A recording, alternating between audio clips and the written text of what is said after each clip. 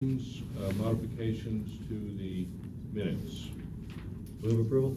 Second. All in favor? Aye. Okay, passes unanimously. Thank you very much. Henry, wheelchair ramp replacement. Good morning. Sounds cool. Projects we've been working on over the last several years. So, in fact, since 2015, PSTA maintenance has been focused on the critical importance of our ADA equipment installed on all of our buses. All of our buses are ADA accessible, which is a requirement. So over the past several years, we have focused on equipment such as replacement of the flip-up seats, which also double as the area where passengers and mobility devices are secured. So we've also replaced restraint systems. We've added additional barriers. But lately, over the last 2 years, we have been focusing on the replacement of the wheelchair ramp assemblies. These are in the front of the bus, and what these do is they provide access to folks in mobility devices, or you don't even have to be in a mobility device if a passenger requests to deploy the ramp. And it just makes boarding and alighting the bus much easier for the passenger. Now, all of these projects have been made possible with grant funding, specifically the Federal Transit Administration's 5310 program, their seniors and individuals with disabilities. This is a competitive grant program. Each year we fill out a quite lengthy application along with justification for which project we would like to take on. PSTA has been very successful each year obtaining grant funding. Not all of what we ask for is granted to us, but we have been awarded enough to keep our projects moving. So this time around, we were notified that PSTA was successful in being awarded $200,000 to continue with our wheelchair ramp replacement project. For $200,000, this is going to be able to purchase approximately 20 more ramps. At the end of this project, as a whole, this will result in 84 buses, or about 42% of our current fleet, with wheelchair ramps less than 2 years old in age. That's important. The average life expectancy of a wheelchair ramp is about 6.5 years. And with our usage and how many times we're deploying the ramp over the course of the year, they do get a lot of usage. So with this particular component being relatively new, it just means that there are less issues in the field, and that just translates to more reliability for our passengers. One of the things that we're doing is, last time we spoke about this to the Finance Committee, it was requested that Maintenance Department goes back and takes a look at throughout the fleet. For these replacements, where should we focus the attention on? And we did a pretty comprehensive analysis and found that the strategy would be to start looking at the youngest buses, such as 2012 model buses, and work backwards.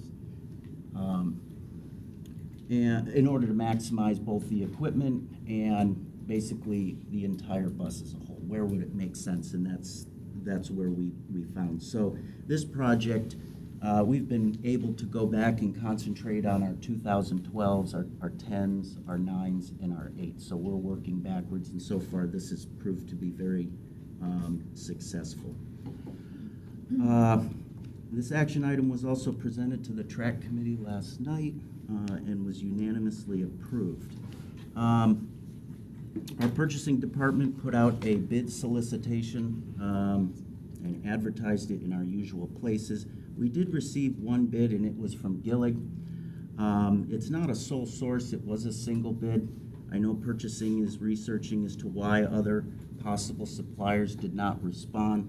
So in that situation, procurement and both maintenance went back and reviewed the quotes that were received by Gillig and found out that They were fair and reasonable based upon previous purchases that we've done for these same models of wheelchair lifts in the past. So the fiscal impact is that the largest portion of this funding, $200,000, will come from FTA. A 10% will come from the Florida Department of Transportation, and a smaller component will be from our local resources. So the action item before you is to recommend approval of a contract to Gillig for the purchase of wheelchair ramp assemblies at a total cost not to exceed $200,000. The $200,000 is the amount of grant funding that we received for this project. Questions? I have a couple. Oh, okay, go ahead. Mr. Schulman. Which ramps are we, there's two different ramps listed on the Gillig line here. Which of those ramps, or what combination of the two different kinds of ramps are we purchasing? We envision that the bulk of the ramps, about 95%, will be the lift U's. That is what the majority of the fleet is made up of. We do have a couple of ramps in our older fleet, the 2006s. I believe there's 4 that we have stated are in need of replacement, and those would be the Rycoms. Okay, can you just fill me in on what the difference between those two ramps are? Each, simplistically, it's just the brand of the lift that came with the bus when it was originally built. Okay, so the functionality is basically the same. Yes. Okay, and so out of the difference in that price then from, say, the $6,800 to $10,000 would be installation costs? Right, so internally, we budget $10,000 per bus. That's for the cost of the ramp, and that's also the installation hardware. Obviously, since the pricing came in for the ramps a little lower than what our internal budgets were, we will be able to purchase additional ramps, and we'll maximize the funding to the fullest extent we can. And can you share why the difference between 2016, I know you answered this last night, but 2016 to 2018, in 2016 it was $5,000 per ramp. Right, so let me clarify that statement based off the questioning I received from TRAC last night. So we were awarded $50,000 from this same grant program. However, through a combination of both that grant funding and our normal yearly programmed replacements with operational dollars, we were able to accomplish 10 replacements. So the statement... so more was spent than $50,000 2 years ago? Just $50,000 was from the grant? It was from the grant, yes. Okay. Any other questions? These are all hydraulic driven? Electro-hydraulic. Yeah, okay. You guys are really creative. And you rebuild fare boxes and all kinds of other creative things.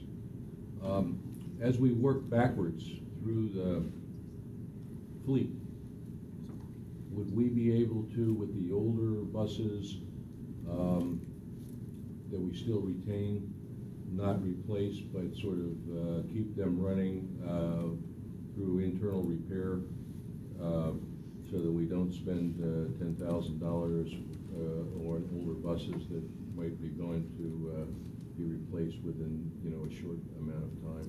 Yes, we do that as a matter of practice and habit.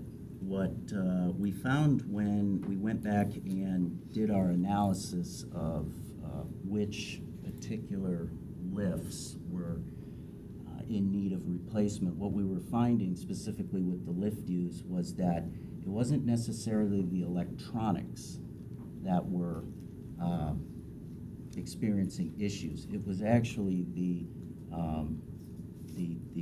ramp itself, the structural ramp itself.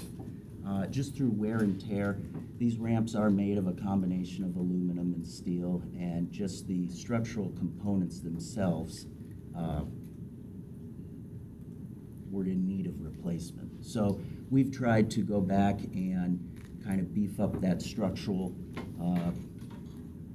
frame of that ramp, but just through the amount of deployments a year. I believe it's about 700 deployments a year. Mhm. That's a little more than what I think the average transit agency sees.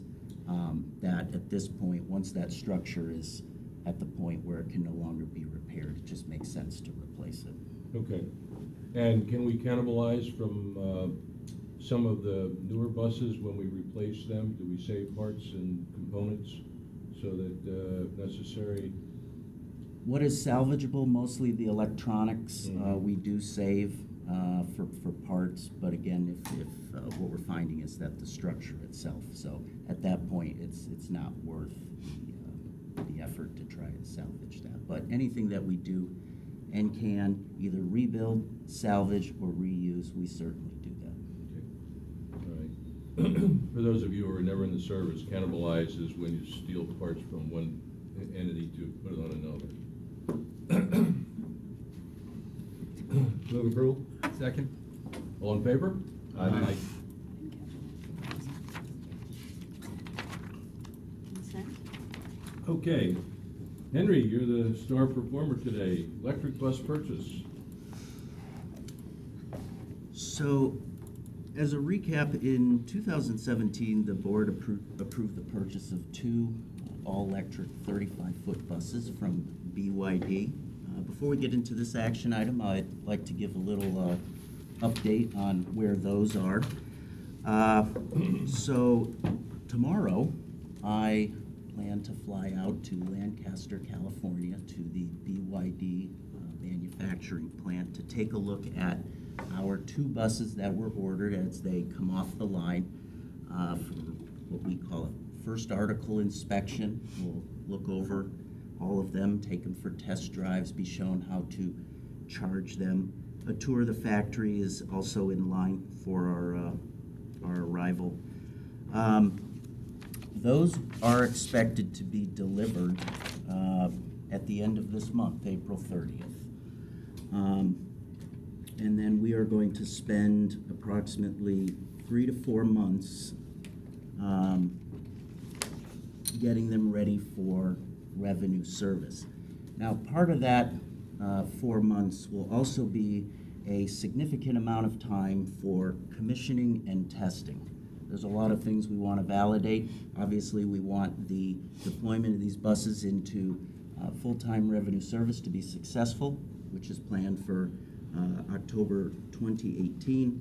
Some of the tests that we want to run: range validation. Want to see how far we can, how many miles we can get on a state of charge. We want to verify that against what the stated MPG, miles per gallon, diesel gallon equivalent. Actually, it's measured in kilowatt hours per mile. That confuses folks, so we just compute to a diesel gallon equivalent range. Right now, that's sitting at approximately 17 to 20 miles per gallon, so we want to validate that. The other thing we want to make sure that we have quite a bit of commissioning and testing is the charging and recharging procedures. At this point, we do have a depot charger installed in our maintenance facility. We plan to install some other depot chargers at a remote portion of our facility. We want to test the bus in simulated revenue service, see how it performs, and also measure the electronic load from all the accessories on the bus. So all of that's going to take some time. Another key important testing and training phase that we want to conduct, technician training. We need to be versed on how to maintain the bus, all of the particular systems and subsystems. The other component, which is of big importance, is operator training. So making sure that our operators are trained to proficiently use the bus, drive the bus. There are differences in how these buses perform, function, and obviously the operator component is key to extending the range of the bus on a state of charge. There's also a smaller component with our local emergency management personnel, just as a courtesy, so that they're versed on these buses and the layout of them, just in case there's any issues.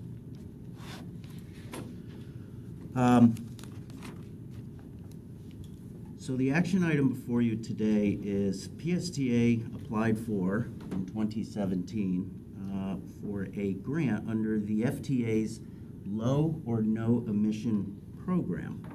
And what this program is that it's again competitive, and it provides funding to state and local entities such as ourselves and other transit authorities for the purchase of specifically zero emission or low emission transit buses, along with any construction of supporting facilities, chargers in this case.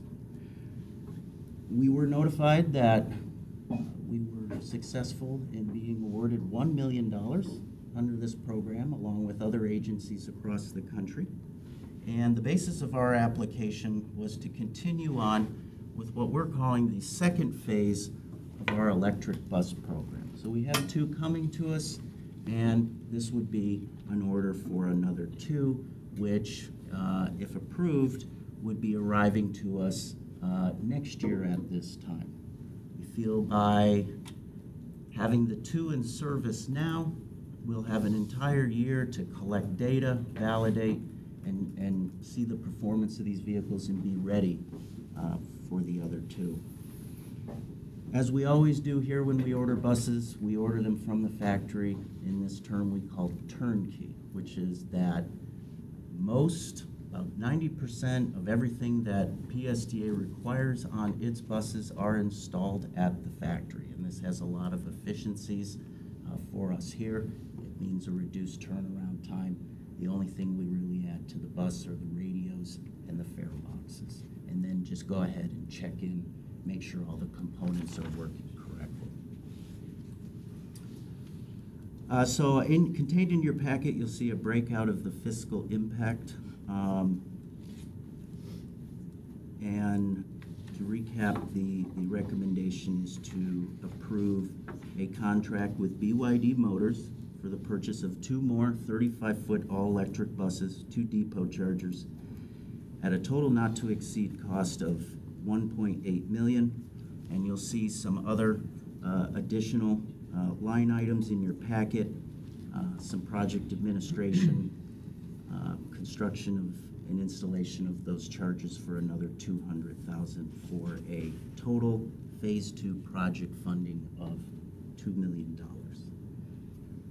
Okay. I'd be Any happy. questions? You have some questions? Yes, go ahead. Thank you, Mr. Chairman. Scott. Henry or Brad, do we know what routes these would run? Do we have that planned out yet? We do have a multi-phase plan for what routes can use electric vehicles, and we applied for a lot more than $1 million for more buses. Under our plan, we only got $1 million. We're only getting 2. The plan, the next route beyond the first 2, which are phase plan for the St. Pete Looper service, would be the Route 11 is what we're targeting. Route 11 goes from South St. Pete up through the Lellman community up here to PSTA, with the idea that the end of the line is right here at the facility as a shorter route that ends here in case there's issues or whatever. Will we need? That's at least what we're planning right now. Will we need more in-route charging stations for that route, or will it? My goal, our hope is, the answer to that is no. That the battery is getting good enough that at least on the Route 11, we don't think we'll need it. Yeah. The battery technology, as you know, is advancing. Right. It's getting better. That's going to be part of one of our tests in our validation phase, is to just see how far the buses can go on a stated charge. As Brad mentioned, the goal would be not to have to use en route chargers where possible. Right, right. Well, here's the thought that I got is that, for $2 million for another, I don't know, $100,000 or so, you probably get 3 hybrids. And with just wondering, the practical side of me is just wondering with the the capital situation we have and the in the fleet age situation we have, does that make more sense to get more vehicles rather than two? Should we look for three, two? I'm just gonna throw that out there as a consideration. So, So the issue is that we have to get electric vehicles to get the $1 million from the feds. So. does it have to be used for, I thought it was low emission too, or is it for electric only? Well, the award to PSTA, Okay. and all the awards actually across the country were only for the battery electric vehicles. What we did, and then one of the reasons that our application was successful was we put in our application, again, it was for more, I think it was for 6, but we said that we would fund the base cost of a diesel bus, and that the federal funds would only have to pay for the additional charge, that the federal government would only pay for the amount over Okay. the base diesel price to make it electric. And so then they only gave us $1 million, so then we kind of brought that down to where it is now for 2. But, and so our budget has in it the base cost, our capital plan has the base cost of 2 diesel buses, and then the $1 million that the feds are providing, it basically paying for the electric. Right. Additional. So if this grant has to be used for electric, I mean, that answers that question. Yeah. Any other questions? I have a couple. Henry, excuse me. Has the industry come to a standardized charging receptacle so that we can, in the future, acquire buses that are not BYD so that we can get competitive bids from multiple players? Good question. So before I answer that, when we talk about charging all electric buses, there really is 2 methods. There is here at the facility, which we refer to as depot, that is commonly the plug-in. Out in the field, which we refer to as en route, that's could be 2 other methods, either an overhead system or what we've adopted is an inductive wireless system, smaller footprint, really no moving parts. To answer your question for a standard of compatibility for the receptacle, the answer is not yet. They have established what we call a J protocol in the industry, and there are a lot of key groups such as APTA, consultant firms, to work towards adopting a specific standard so that all receptacles look the same. Of interest is that it appears, based on speaking with bus manufacturers and also some of my colleagues across the country, is that it appears that folks are moving away from the overhead system because it is a very large apparatus, moving parts. It competes for space on sidewalks or public right-of-ways, and have started focusing on the inductive wireless system, actually the exact same one that we have purchased from BYD. The name of that system is known as WAVE, and typically it comes in about a 250 kilowatt output. Gillig, who we buy hybrid buses from and what our entire fleet is comprised of, has decided that it is going to start building some prototype all-electric buses. This is in partnership with both Gillig and also Cummins. Strange that Cummins is getting into the all-electric bus market, but I believe it's a sign of the times that all-electric buses are becoming a emerging technology which could be mainstream.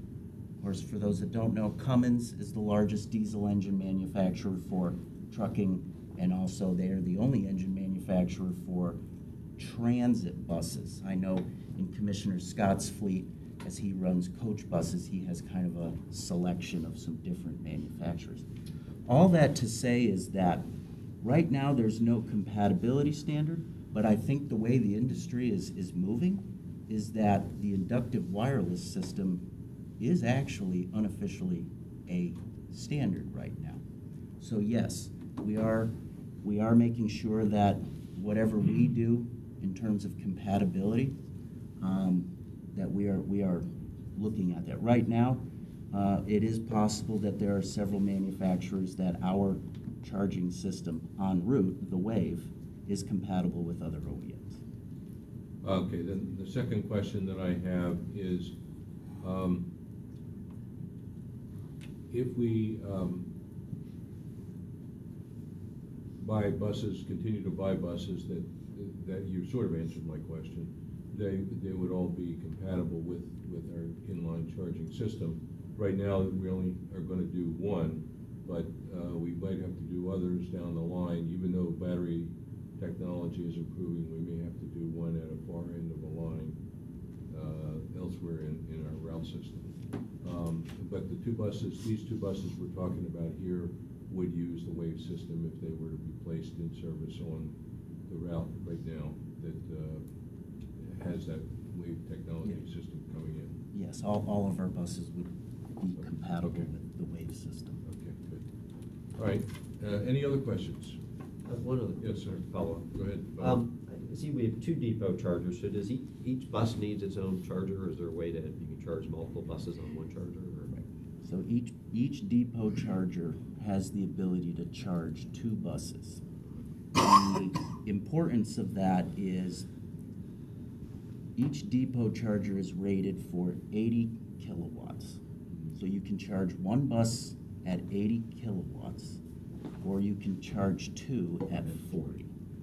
That will also be a very important test that we run, which is to take one of the buses at a 0% state of charge one at 40 kW, see how long that takes, duplicate the same test at 80 kilowatt, see how long that takes. The reason for that test is that our typical turnaround time at the end of each night is approximately a 6 to 8 hour window before they go out into service the next day. The outcome will say, well, can we just have to buy one charger at 40, or does it make sense to charge at 80 so that we can recharge the bus to 100% in that time window? What's the manufacturer's projected time frame for recharge? If I recall, approximately 6 to 8 hours, but that's if going from 0% to 100%.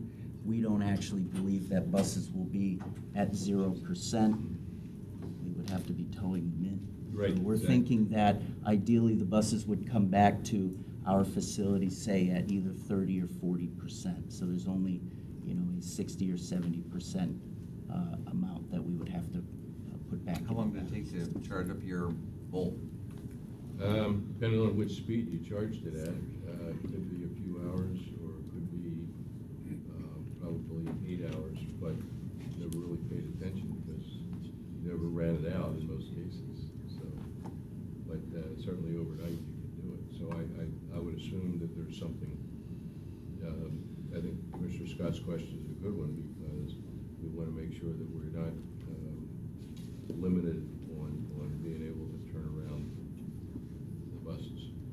The chargers are considered smart charges, smart chargers, which means that if you do plug in one bus, the charger will immediately receive a reading from the batteries themselves as to how much charge they need, and will actually regulate how much output from the charger to the batteries.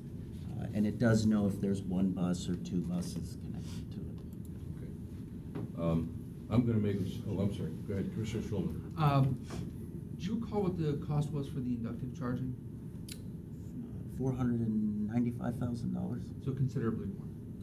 Okay, thank you.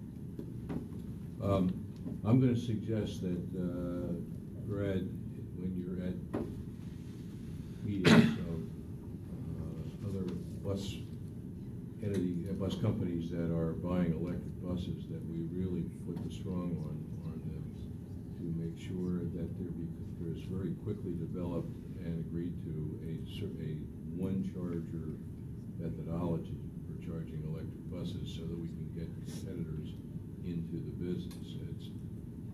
This is one of the issues, as you know, I'm very much in favor of electric buses, but it's bothersome that we don't get competitive bidding when we have multiple charging systems required because they don't have a standardized plug. And that's such a minor thing, but it becomes major when we don't have the ability to have multiple vendors provide quotes for future bus purchases. So there's got to be some way that these guys, and then the other ones have to be retrofitted. If it turns out the one that we have is the wrong one, that's standardized eventually, we've got to be able to retrofit those so that we can use the same charging system for all the buses that we own in case we have multiple brands at some point in time. So if I may, I may not have done my explanation justice. So the issue of compatibility of electric buses for recharging is actually of high importance and high priority. As I mentioned, entities such as the American Public Transit Association, SAE, also multiple consultant firms are tackling this issue right now with the outcome is that yes, there is a standard plug-in receptacle. If you would like, I can certainly go and pull some information as to what that status is right now. I know that I receive periodic surveys from these groups saying, you know, what's of most importance. So I'd be happy to pull that information together and just provide It's something that the auto industry does on things. It's something that other industries, the aircraft industry does on devices. It's very silly that you know, the bus industry is not developing standardized compatibility for something as simple as charging, because it's critical that we be able to get bids from the 4 or 5 or 6, whatever they are, vendors out there when we go into bids for new models, you know, on an annual basis. We completely agree. I'm not sure if the vendors totally agree with that, you know, but Yeah. we'll do our best. Okay, good. All right, so do I have a motion? I'll move that we approve the expenditure. Okay, so Commissioner Bennett moves approval, Second. second by Commissioner Schulman. All in favor? Aye. Okay, passes unanimously. Thank you very much. Thank you, sir, to the board. Yes. We put this on the action item? Yeah. Yeah, excellent. Yeah. Mhm. The Okay. wheelchair ramps, maybe these other ones might go on. All right. Risk information management system. Diane, thank you. Good morning. Hi. How are you? Good. Very good. Diane Randall, Director of Risk Management. I'm here this morning to fall out of my chair. Diane, I can see that's missing a wheel. The what? It's missing a wheel. Oh, Oh, be maybe I careful. should move to a different Yeah. chair. As the risk manager. Whoa. Yeah, right. That's A live sort of demonstration of ironic, risk right? management. Yeah. Risk manager full. Work comp clean on the whisper. Good news is I'm able. I didn't see a thing. Yeah, we need to put that one over in the corner. Yeah. We will take Okay. care of that. Thank you. Okay. I'm here this morning to recommend and request approval of a 3-year contract with Marsh Clearlight for our risk information management system. This is the system that we use for our claims management and compliance reporting. The annual cost of the contract is $45,885.28. We have been able to negotiate a 3-year contract that over the 3 years it would not exceed a cost of $137,665.84.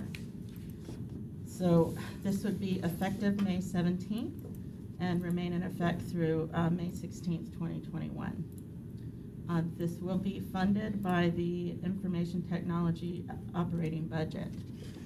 So please, recommendation is to approve the 3-year contract with Marsh Clearlight not to exceed $137,656. Any questions? Just one quick question. Okay. What's the current annual Mr. Schulman? annual cost?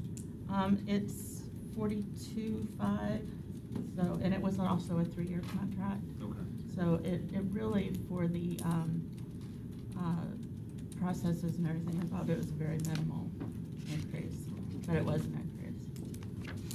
Thank you. Commissioner Scott? That was my question. Okay. My question is, are there multiple vendors that do this type of thing? But once you're sort of tied into one vendor, you're sort of, Yeah, it's less expensive to stay with that vendor, or Right. then?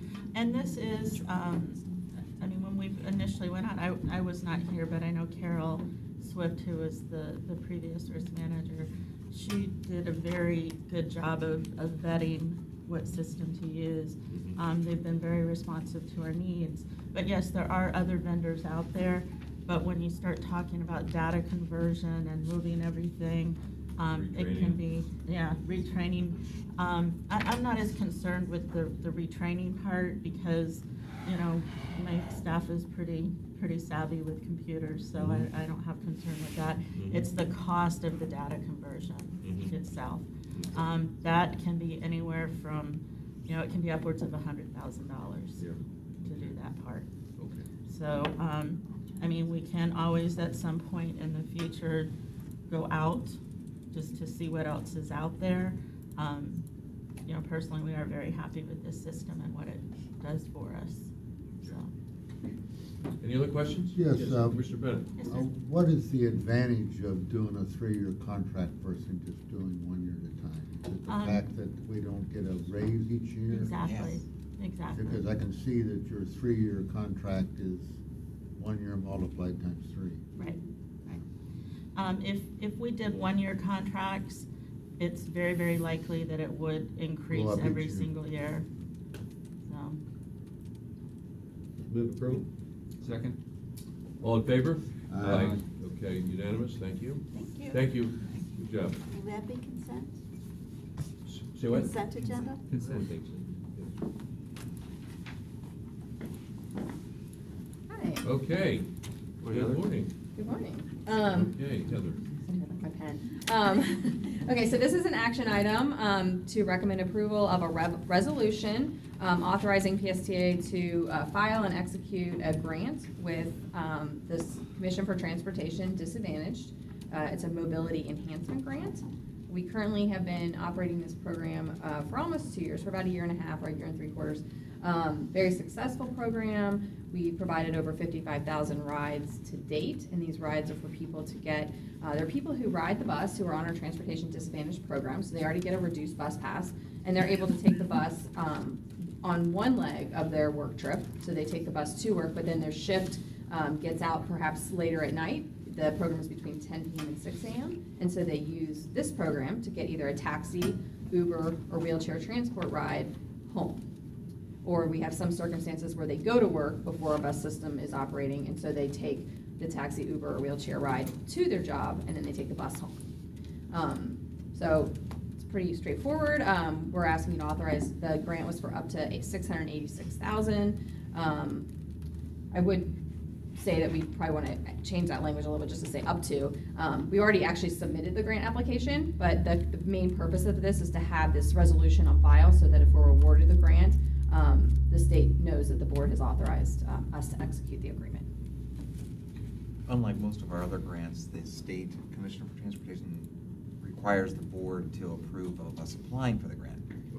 But It's very unusual, yes. I think it would be incredibly awesome if we got $686,000, our request, because the Or total 90% of that. Right. the statewide pot of money is like 1.5 million. It's not a lot. Yeah. But there's not a They're lot not gonna give of us that much money. other agencies applying that have these innovative solutions, and that's really True. what they're looking for. Our current grant is about $560,000. This is an increase over that because the Uber rates have gone up, and just the success of the program. We have way more participants than we had at the beginning of last year.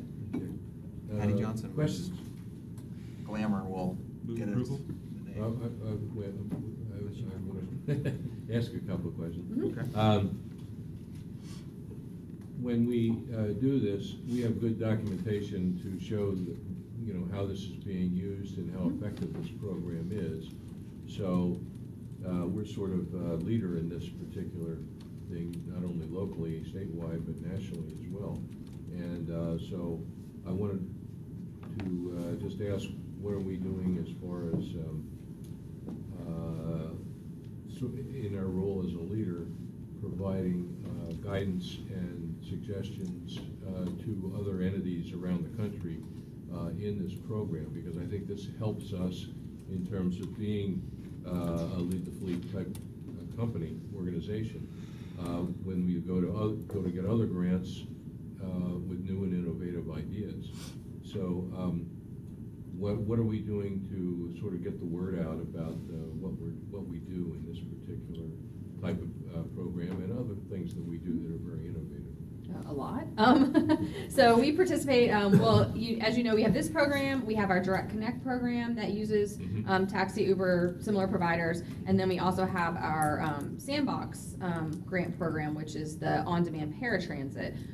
So we participate through the Sandbox grant. They have quarterly workshops where other participants that receive that grant funding come together and share lessons learned and learn from each other. And then also there are, we participate in the Shared Use Mobility Conference, which was tied with that, that workshop.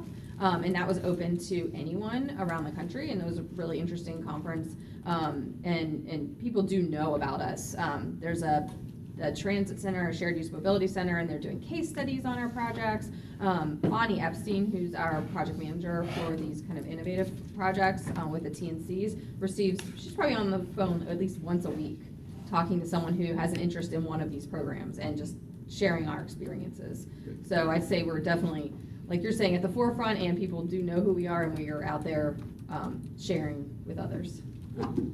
The other question I have is, are we getting additional bidders or vendors coming in besides Uber to participate in this, so that we have, first of all, an adequate supply of people, adequate supply of rides for people, because there may be time constraints to get to work or get home or whatever. So far, have we been able to keep the cost down on those third-party vendors that we're using for the one-way rides? Yeah, well, with, I'd say Lyft is actually very interested in these programs. We're working through a contract with them now. They were named as a participant in our Sandbox grant, but we've written the contract in such a way that would allow them to participate in these other programs. So just contracts with these TNCs just take a long time to get through and execute. There's a lot of back and forth between the attorneys. In terms of wheelchair providers, we are working with wheelchair transport, and then for our Sandbox, we're also working with Care Ride. They're kind of approaching this a little more slowly because the nature of their business model is all scheduled service, and they want to make sure that they do have the vehicle capacity, that providing on-demand trips doesn't in turn affect their service quality for their scheduled trips. So they're kind of coming at it a little more slowly, and just it's almost like an experiment on their part to determine what their vehicle capacity is. Do they need more vehicles? And then we're also working with some smaller wheelchair companies that just maybe have 2 or 3 vehicles, and looking at, can we onboard them through the Lyft platform, or we have this app called Going, or this, I wouldn't say an app, app developer, software developer that's working on our Sandbox grant that's effectively like a dispatch app. So it integrates all the APIs of these different providers, and so we'll look at maybe can we use that to do some more through the late shift or through the Direct Connect as we finalize that project. Okay. So yeah, we're actively looking at what our opportunities are to work with other vendors, like you say, because the vehicle right now our response time is about 8 minutes for a taxi cab from dispatch to pickup on average, and then about 5 minutes for an Uber. So that tells us that there is the vehicle availability. But like you're saying, the more vehicles available, the better those response times do get. Good. Okay. All right. So, any other questions? We have already a motion by Commissioner Schulman. Do we have a second? I'll second. Okay, Commissioner Bennett seconds. All in favor? Aye. Okay, Thank thank you. you very much, Heather. Great job, this is a really exciting program, thank you. Thank you. Would you like this on consent? Or Pardon me? action? Consent or action? I'm not sure whether we need to put that to a vote, that might be able to go on. What do you think, Brad? I would think it consent, because Yeah. we're It's just for the fine. grant. Yeah, yeah, To apply for the yeah. grant. If we get all $686,000, we'll have a party, and then I'll be an action Right, item. okay. I mean, anybody can move it to be an action item if they want to. Okay, all right, so we're gonna, Brad recently attended a benchmarking updated meeting, and so let's hear about that. It's an exciting thing. He went to Des Moines in the wintertime. This is a questionable place to be in the winter, but Exactly. I'll show you the map. So, hopefully Josh is coming back.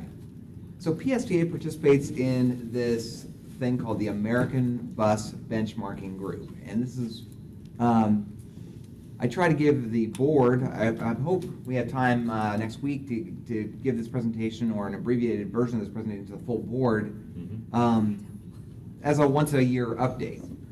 The benchmarking group now has 22 members in it, in all these different cities across the United States. And the meetings are held at the properties that are members. So, of course, they have milked the nice places like St. Petersburg already, and we've hosted the meeting. So it's gonna be 22 years before we get to host it again, at this rate. And now they're going all around, and now, like Joe just said, I spent the most of last week in lovely Des Moines, Iowa, where I used to live, but I am never going to live again or go back again, especially any month. I mean, it's, in addition to being cold and snowy, it's gray, and all the grass is dead, and there's no leaves. And then I came back to here, and I was like, oh my gosh, it's in color. Like the world is actually colorful. It has colors. Anyway, that's not part of the benchmarking. The idea about benchmarking is that it is the way in which PSTA embodies this idea of being a data-driven organization, and that we use data to make our decisions, and not necessarily other ways of making decisions, like whatever our gut feels that way or whatever, but we have data to back up our decisions.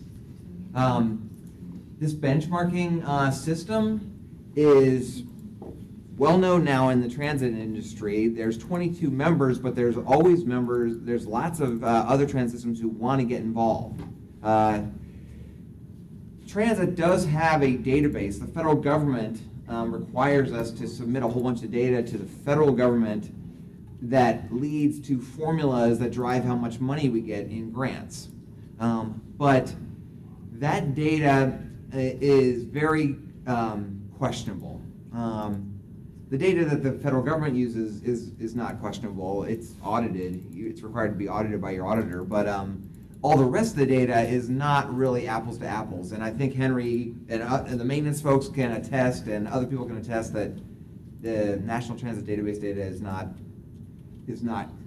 consistent. So this benchmarking group got together through the Imperial College of London, and they are sort of the premier transportation benchmarking group. They run about a dozen different benchmarking groups. This is just one of them. They run for the 10 largest metro systems, like Tokyo, and New York City is the only one in that from the United States, but Tokyo, Moscow, Singapore, some system in Singapore they were just at. And then they host this benchmarking group. The idea of benchmarking, of course, is that you're comparing data against your peers, but you're not in competition with them, right? We're not really in competition with Providence, Rhode Island, or Dayton, Ohio. We can learn from them. We can see where they are doing really well on some metric and learn from what they're doing and maybe copy those ideas and bring them here. And we have done that. And I'll kind of explain that.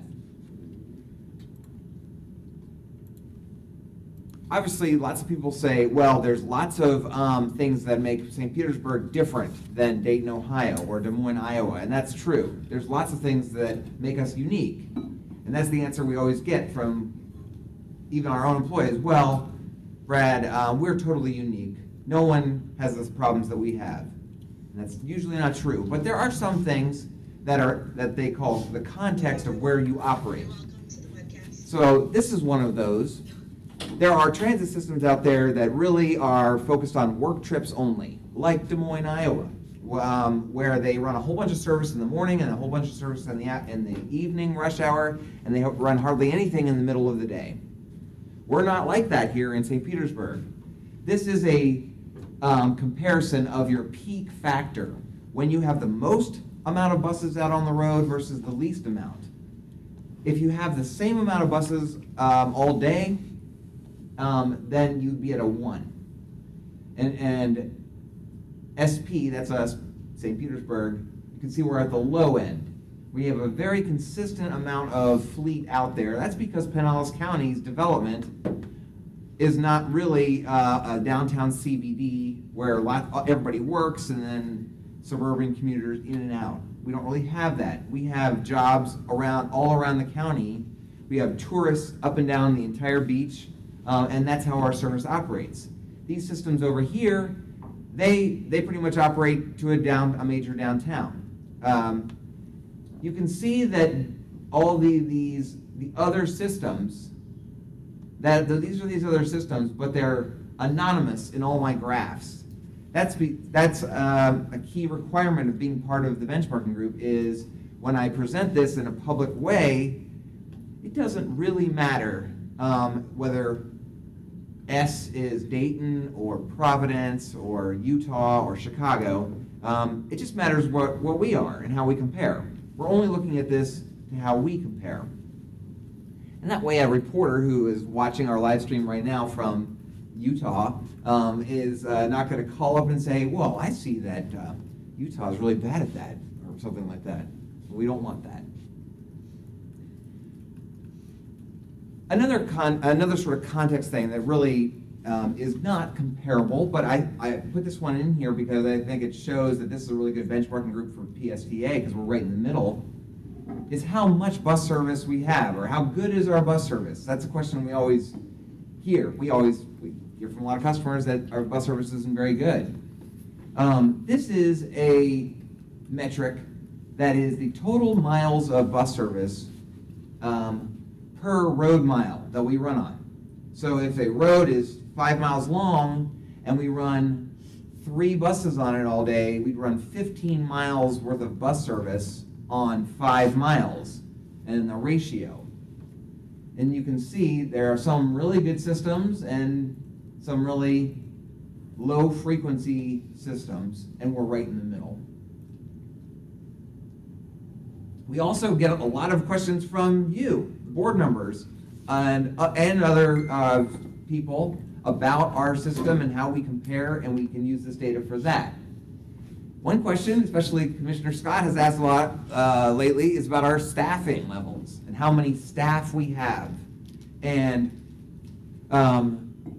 we can look at this benchmarking data and see, at least compared to transit systems, not necessarily to other companies or other bus systems, but to transit systems, we rate fairly well with the number and the composition, the types of employees that we have at PSTA.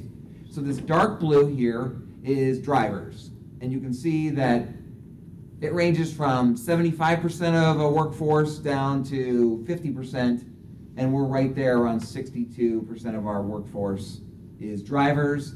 The light blue is maintenance, the red is like service attendants, also in our maintenance department, and then the gray at the top is the admin, non-bus drivers and mechanics. And we have more data on that to make sure that we are not too top heavy, not overly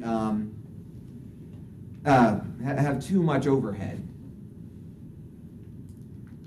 Also can use this data to look at how efficient and how productive our employee workforce is for the number of employees that we have. So this is a graph showing multiple years of data, historical data for PSTA and every other system, and how we stack up and how productive our system is. That is how many paid hours PSTA pays me and Debbie and Mike right now, and you add up all the paid hours in a year, and you take the number of miles of bus service divided by the number of paid hours. Obviously, every mile that the bus driver drives, he's getting paid. He needs that to drive the bus. That's the minimum, is you pay the bus driver. Do you really need the CEO? Not really. Or other people, that is overhead. But you can see that we're one of the highest in providing the most number of miles per hour, paid hour of work, and that number has not really moved too much. It's stayed fairly constant over the last several years. Brad? Yeah. Is it just because it takes a long time to compile the data that we're running a year behind, a year and a half behind, 2 years behind, whatever it is? Because right now we're in 18, and so we should have 17's data in their computer system by now, right? We do. The issue with these graphs showing only 2016 is because everybody has a different fiscal year. Okay. And there's a handful that are like us that have October 1. Lots of people have a July 1 start to their fiscal year, and then there's some January ones in there. I think there's even 1 or 2 March. The New York systems, like Debbie's Buffalo. March 31st was the end. They have a March 1st. April 1st, April 4th. April 1st. March 31st was the end of our fiscal Okay. I don't know. So they tried different deadlines for when you get your report in. So we have turned in our 17. We just have turned in our 17. That will be presented in the fall, and then next year I'll have 17. The board, we've had a lot of discussions about the type of buses to buy, what kinds of buses, and our fleet makeup. And this graph shows that, like, the dark blue is diesel buses, the light blue is hybrids, with electric starting to come in here. And you can see we're fairly consistent with most of the other systems. In about 2/3 of our fleet is diesel, and then a growing number of hybrids. There's some California systems. California does not allow you to buy a diesel bus anymore, so those that's a state mandate, and so they've gone all hybrid, or some of them now are going electric. These 2 red ones here are CNG properties, Fort Worth, and I can't remember the other one. We also use the data to drive our budget. Where do we need to invest more money in, and where are we doing okay? One area that we have been falling below average on over the last several years is in training. We have not trained our employees, at least compared to our peers, as much. And this graph shows that, the average being 1, these are indexed. We have always been sort of on the lower end of training, number of hours of training of our employees. But you can see last year we started putting more money into that, and we went up, or into 16, and I think in 17 and 18, we have been investing more money in that. We also, and I certainly experienced this when I rode the bus last summer, and I'll hope to do it again, we compare how many bus shelters. We need more bus shelters here, at least that's my opinion. We do really well on benches. Almost, we're toward the top here. Almost 40% of all of our bus stops have a bench. Some, like 1%. But on shelters, we're not so great. This light blue, we're at 10% of our bus stops have shelters. It's not the worst, but maybe in our Florida conditions, we needed better. Other data that we use to look at how we can improve performance, on-time performance is obviously a key factor. And right now we're right at the average. We're actually a little bit below average. One of the keys to this benchmarking group is you get together and you want to make sure that you are tracking the data exactly the same, whether at every system, apples to apples. On-time performance is a key factor that lots of transit systems monitor in different ways. The official benchmarking definition of on-time performance is 0 to 5 minutes late. You never want a bus to be early. A bus can't be 1 second early because people get out to the bus stop. There's nothing more aggravating than seeing the bus peel off early. Ugh. It's always okay to be 1 minute late, especially like here in Florida where the roads are totally flat and you can see the bus like 100 miles away. As soon as you see the bus, you feel okay. And passengers do not complain if they can see it coming, even if it takes 3 minutes for it to get there. 0 to 5 is the definition. Well, with real-time computerized systems, you can track it, you track it by the second. And PSTA system has been, for several years, was not in compliance with that 0 to 5. It was actually rounded to the benefit of PSTA inappropriately. So up to 59 seconds, basically up to a minute, was considered right on time. And then 5 minutes and 59 seconds was still okay. So the Imperial College people keep saying, oh, and then on the negative side too, we were allowing our time to be 1 minute and 59 seconds late. Early, and still be on time, which is not good. So we have now changed this. We're now in exact compliance. As of October 1, we had to get with our software company, and as of October 1, we're now tracking. So the numbers you see in the board report have gone down a little bit just because we've changed the definition to be compliant. We don't track that timing at every stop. We track it at every few stops. Every time point. Yeah, okay. So how many stops typically between time points? So we have about 6,000 bus stops of all kinds, and then about, I think it's like 600 or 600 or 700 time points, where each route will maybe have 4 or 5 time points along its route. Major intersections or malls or the end of the lines are obviously time points. And if you look at the schedule, if you're at a bus stop in between 2 time points, you can either estimate it yourself, or now with our apps and the different apps and stuff, they have algorithms in there and they factor it for you. Okay. So we're checking time compliance about once every 10 stops. Yeah. 600 out of 6,000. Yeah. Okay. Because that's the nasty letters that I get periodically is from somebody saying that the bus took off and they weren't just there and that kind of thing. I just wanted to double check on that. I know. Yeah.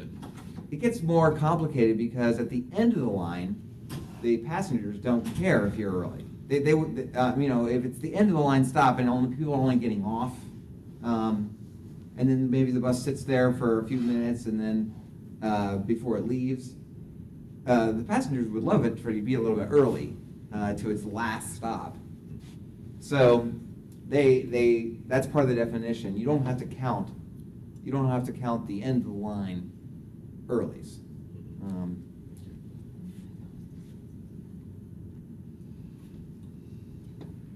One of the areas that we have, ever since we've joined this benchmarking, been tracking is accidents and our safety measures, and we are above average. We have an above average number of accidents of all kinds. Accidents are categorized as preventable or unpreventable or on property. If we have accidents in our garage area, it might not be a bus driver, it might be one of Henry's employees that has the accident. We track that too. That's the red. PSTA is pretty low on that, because that obviously is often a reflection of how crowded your facility is, or how old and it might be. One thing that this data has really shown us, and something that our safety and security department has done a good job on, is 5 years ago, we were calling almost every accident unpreventable. There is a National Safety Council definition of preventability that you're supposed to follow, but the employees, the union especially, is very, very upset whenever we deem an accident to be preventable, especially because they think, no, we don't do this. They think we're going to discipline them or they're going to get in trouble, necessarily. Preventable versus unpreventable. But when you look at our light blue unpreventable, it's higher than most of the other systems. We rate accidents unpreventable more than other systems. That's why I like to look at the monthly board report that's in front of you, and generally just total accidents. Total accidents, how do we compare? Because that doesn't have any judgment in it, and that's the same for everybody.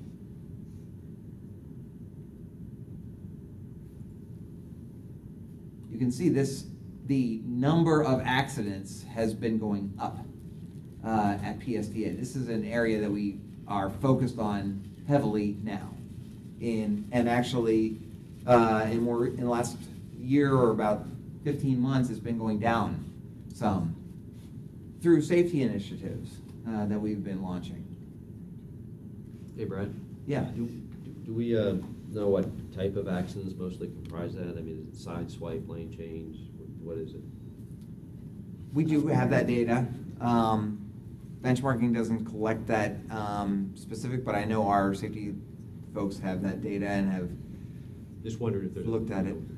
What's our leading accident? Is there a trend in there? I mean, I can't remember. it's probably rear end collisions. Mm-hmm. But we, from the risk department, gets with safety, and we go through all of the causes of different incidents that go through. And then we take a look, what measures can we take to prevent that? Well, for a future meeting subject, it might be interesting to kind of take a look. Yeah. Okay. One area that we've focused on that we used to be one of the highest and we've driven down is on passenger injuries.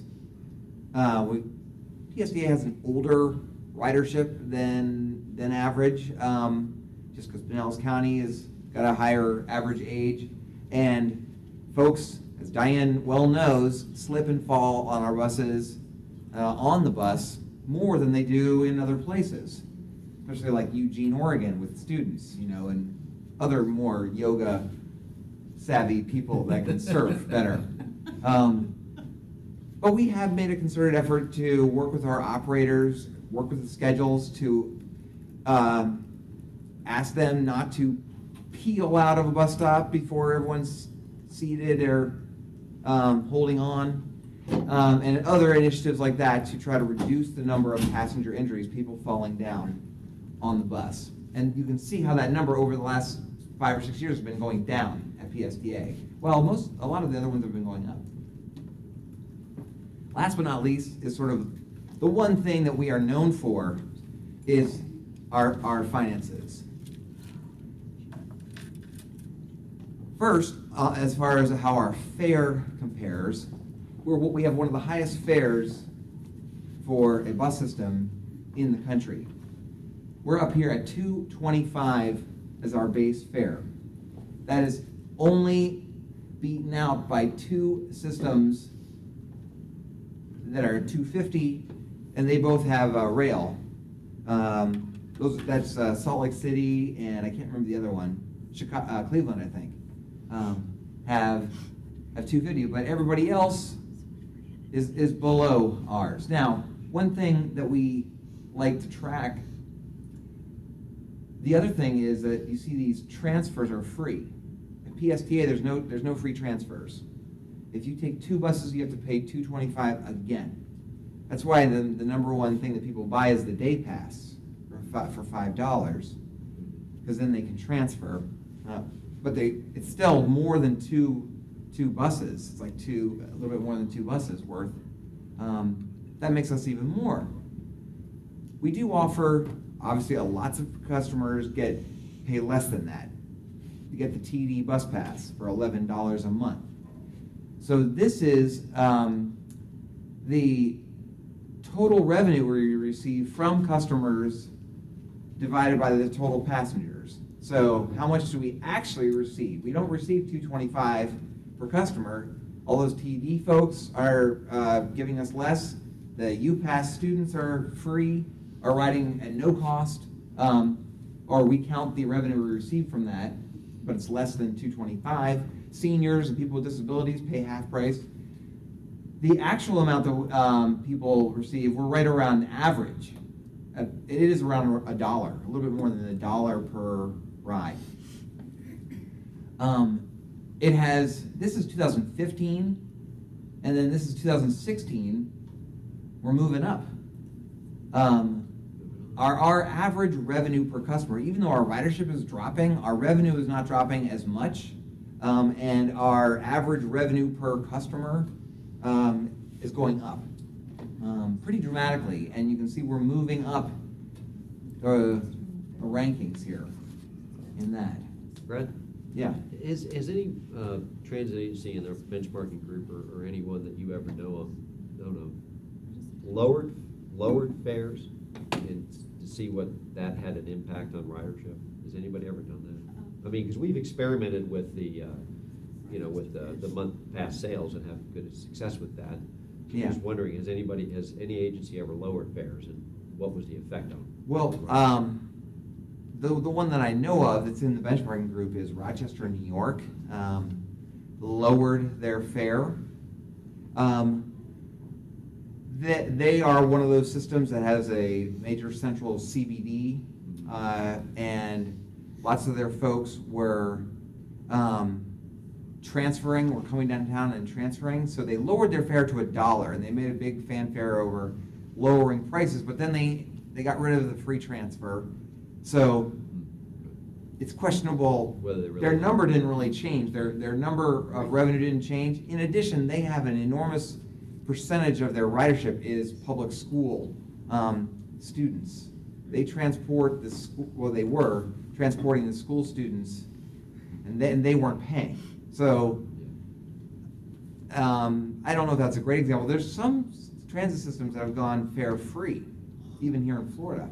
They've decided to charge nothing, and that obviously jacks up ridership substantially. It creates other problems, though. The federal government.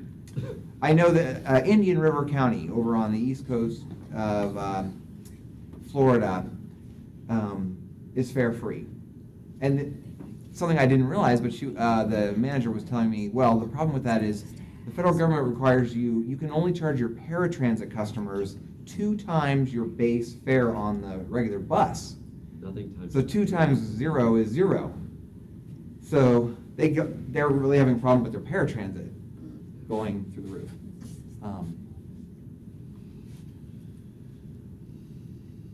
The benchmarking compares our capital programs and how much we spend on per passenger of our system, which is pretty low here in Pinellas. The amount of capital investment overall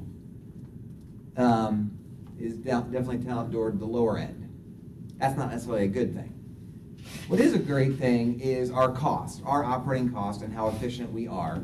We are the lowest cost, most efficient transit system. If you look at this as cost per mile,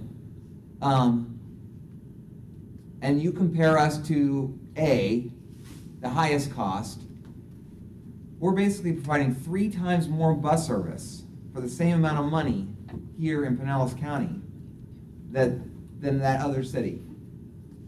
And this is per mile, this is per hour. We are still low.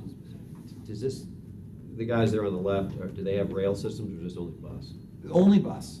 Even the ones that have rail, this only, it's supposed to only be their bus and overhead that they allocate toward bus. Like I said before, what we are known for in the benchmarking group is being the low-cost system, the Dollar General of the transit world. 3 times more bus service here in Pinellas County. You know, lots of people say we don't have enough bus service than we could afford if we were A or B. And in addition, that cost has been held in line. This is a historical look at our cost per hour, holding inflation constant at 2016 prices. You can see our operating cost has been going down, slightly going down, and that is not too frequent with these other guys.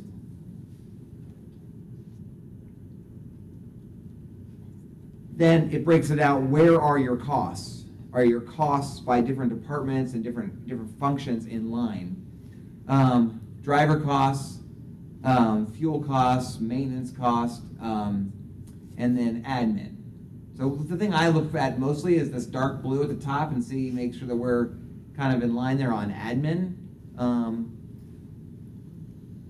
We have been investing more over the last several years in maintenance, but still maintenance, our maintenance gray and red is pretty consistent, and our admin is fairly low.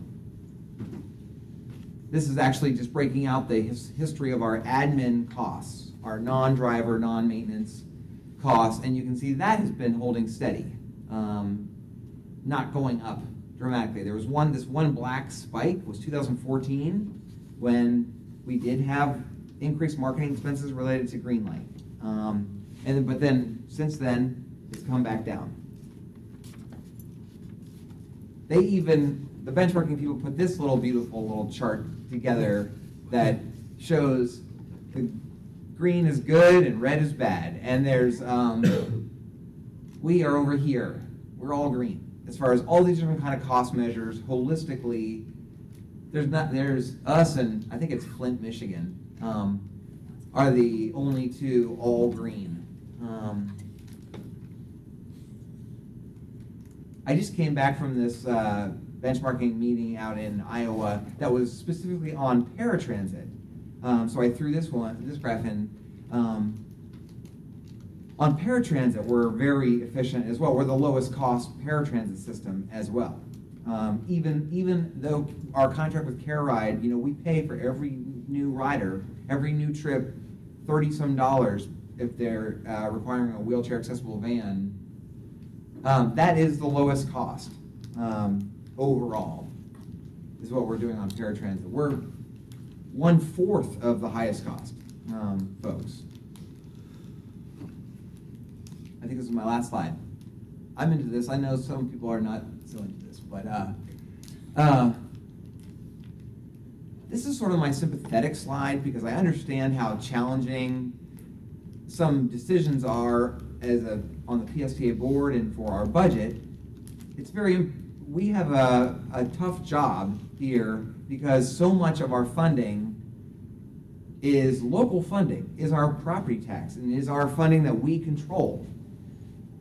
The dark blue is the local government funding of the transit system, light blue is the state government, and red is the federal government of operating costs, not capital, operating costs.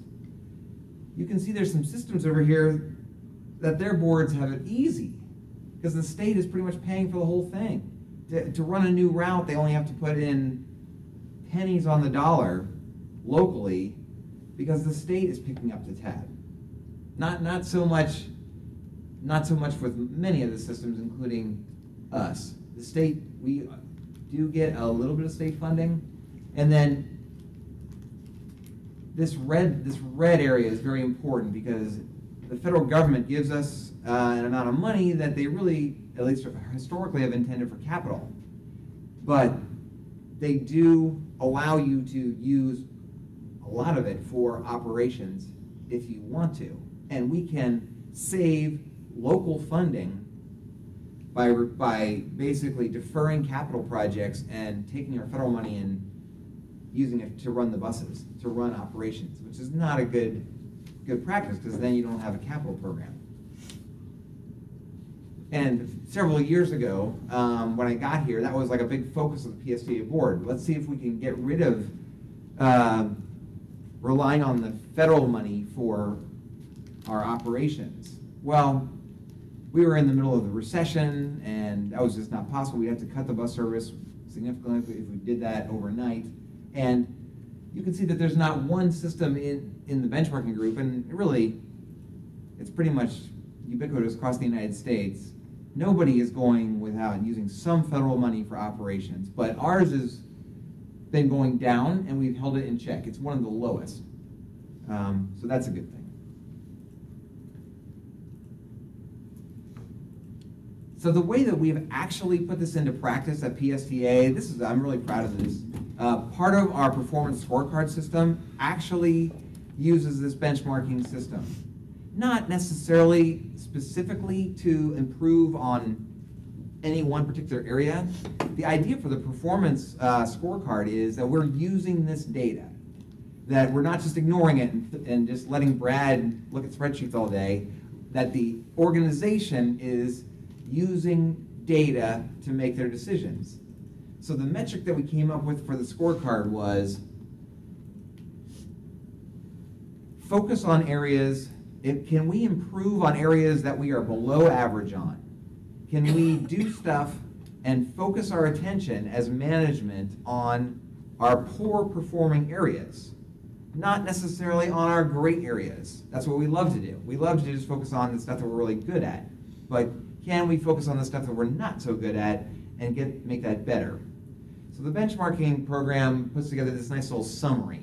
Takes all the stats and they put it in a little summary. This is just our data. And this shows the stuff that we're really great, above average on, and the stuff we're below average on. So the scorecard idea is that we have to improve our own performance on at least half of the 1, 2, 3, 4, 5, 6, 7, 8 items that we're below average on over the next year. Just comparing our own data. The red bar has to move up just a teeny bit. And that shows that we're focusing on areas that don't perform so well at. So diesel fuel effectiveness, like miles per gallon, fare revenue per mile, driver training, passenger injuries, vehicle collisions, seat utilization, and on-time performance. So I'm very pleased with our transportation department and other folks who have, since we've done this scorecard, they now have a little task force of staff that are targeting each of these 8 areas, and coming up with ideas on how we might improve those areas. That's exactly what I was hoping we would get. We would get folks focusing on these. We don't need to focus as much on these. We need to focus on these areas. I think that's pretty neat. Okay. Done. All right. Made it with 5 minutes to spare. Any questions? Thank you, Brad. I did have just one question. I know the slides they're created so that it's anonymous. You don't know which transit agency belongs to each group. Is it possible, though, to have a consistent lettering so that A is always A? Because I was looking through the different slides and I couldn't compare. This agency might have superior X but inferior Y, but I don't know if it's the same agency or not, right? Like I can't tell. So they don't want you to do that. Okay, because you lose some context in their operations if you can't connect, even without knowing which city it is, you lose some context. If you can't do it, that's fine, but I was struggling a little bit flipping between the slides trying to understand that. I'm pretty sure that they, when you hit the button, they have a fancy tool, they call it, that anonymizes it for you, and it shuffles those letters on every graph deliberately, so that you cannot make if you have like a correlation that you want to track, you can make a graph of that to see, like if you're, I don't know, looking at operating costs versus accidents or something like that, you can make a graph that compares that, and then I can show you privately, or Okay. I can look at, and we can see all of that.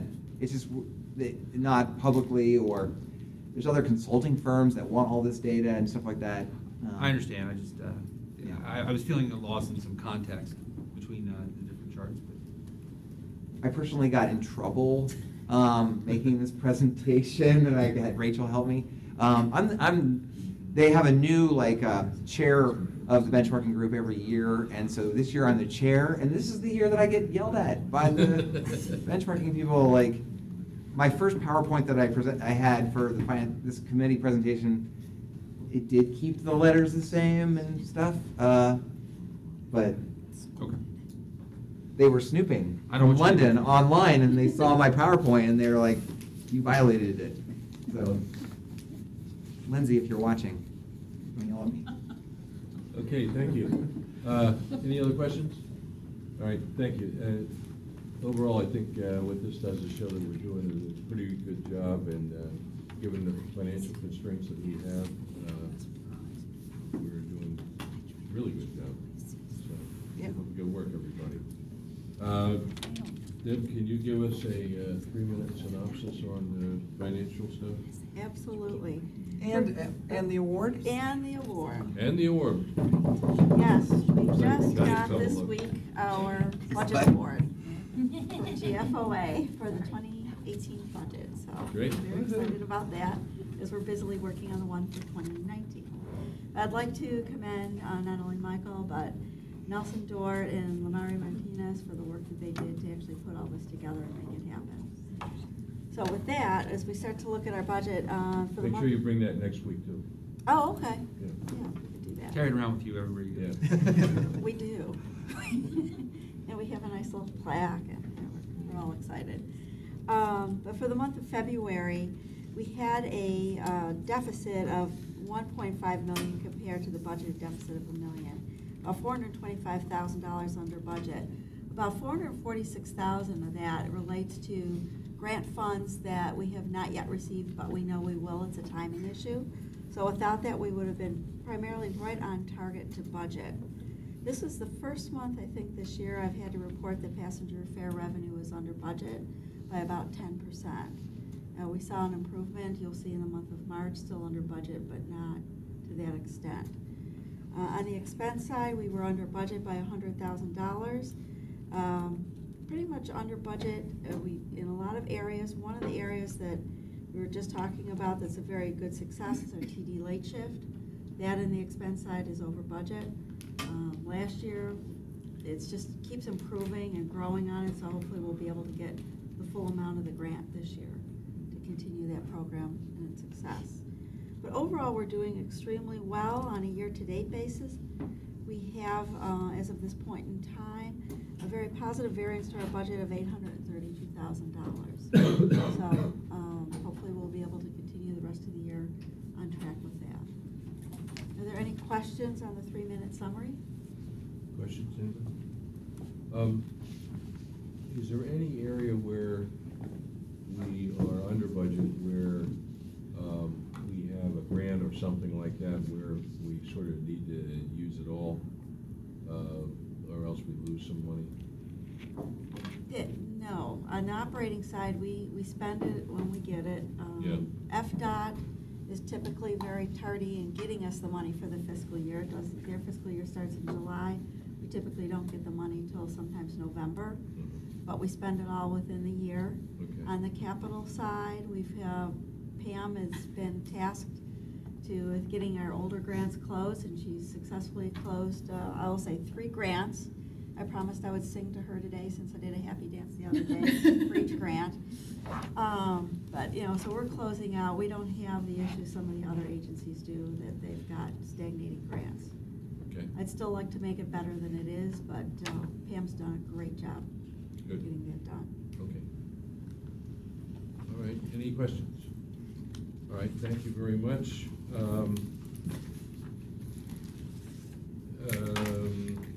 Ridership? Anything we need to know there? March ridership is pretty close to overall being consistent. We've had a very good spring break promotion on the Jolly Trolley and our own trolleys along the beach, so that's helped us a lot. And then I'm pretty sure we just set a record, an all-time record on, which is maybe not a good thing, maybe a good thing, I don't know. DART. I don't think we've ever had a month in the 40-year history of DART more than we did in March. And it looks like it's going to keep increasing. I don't know. So we need to seek additional funding for that so we don't get Yeah, some well, budgetary issues. Yeah. Okay. yeah. Okay. Yes, go ahead, Commissioner Scott. Thank you, Mr. Chairman. Brad, just two things that really stood out to me is that the DART TD trips were down. It's gonna be the same two things. We were talking about this earlier. The DART TD trips were down 70%, but the complaints per 1,000 passengers for DART were up 150%. So it seems like.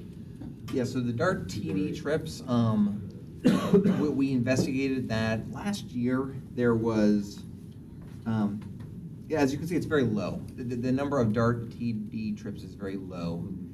Those are taxi cab trips that the TD funds pay for people that are outside of the paratransit zone or otherwise cannot get a paratransit trip.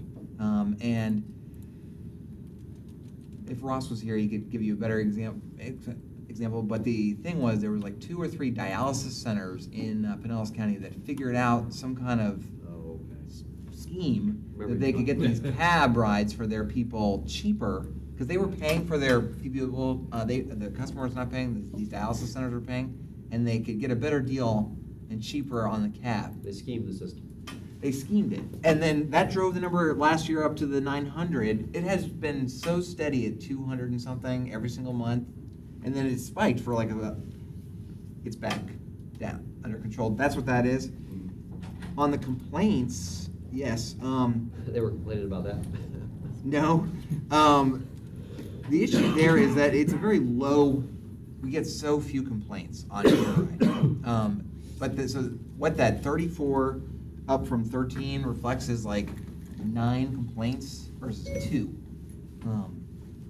It's just, you can see that they operated 28,000 rides, or about, you can divide those numbers by 4 to get the per 100,000 rides, and you can see the number, that's really the number of complaints that they get.